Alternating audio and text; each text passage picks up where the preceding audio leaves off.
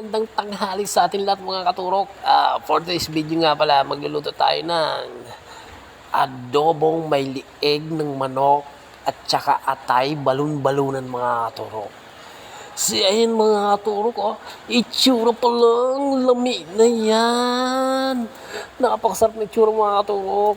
Shoutout nga pala mga katurok sa mga solid followers natin dyan mga katurok. Lalong-lalo na mga OFW natin dyan mga katurok. Mag-ingat kayo palagi dyan. So ayun mga katurok, magsimula na tayo magluto. Ang unahin nyo lang mga katurok, iprito nyo lang yung leeg ng manok mga katurok. Palabasin nyo lang mga katurok yung mantika ng leeg.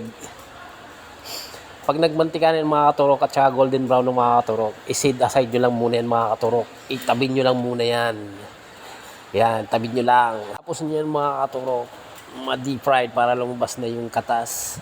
Isunod nyo ng mga katurok yung atay at saka puso ng manok mga katurok.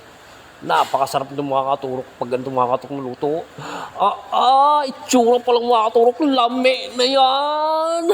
Napakasarap mga katurok pag ganito ang ulam. Sigurado yan, mapaparami ka ng kain. So ayun mga katurok, ilagay na natin yung bawang. I-mekos-mekos natin lang yan mga katurok. Tapos isunod nyo na yung Bombay na nagsisingil dyan sa inyo. I-mekos-mekos nyo lang yan mga katurok. Tapos maglagay na kayo ng sili at saka orel mga katurok. Tapos i-mekos-mekos nyo lang yan mga katurok. Iikot-ikot nyo lang para yung jowa nyo na pinapaikot-ikot lang kayo. Tapos ilagay nyo ng lig ng manok mga katurok. Ilagay nyo ng mga katurok yung lig ng manok. Maglagay na kayo dyan ng toyo ng asawa mo. Tsaka paminta. Tsaka suka mga katurok. So ayan, imekos-mekos nyo lang yan mga katurok. Pag lumabas sa mga katurok yung lasa, takpan nyo na yan mga katurok. Tapos yan na. Yan. Ang ganda ng kulay mga katurok. Tsura pa lang, laming-lami na yan. Wow, napakaganda ng kulay mga katurok. Tapos maglagay na kayo dyan ng criminal water mga katurok. Tapos takpan nyo lang ulit yan mga katurok. So ayan, malapot na yung sabaw. Lami na yan, ilagay nyo na yung atay at saka puso ng manok mga katurok.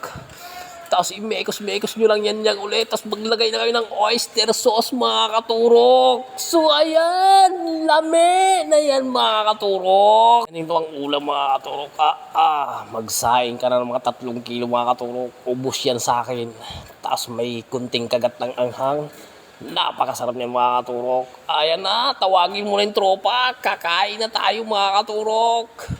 So ayan, thank you for watching mga katurok. Kakain na muna ako. Love, love, babush!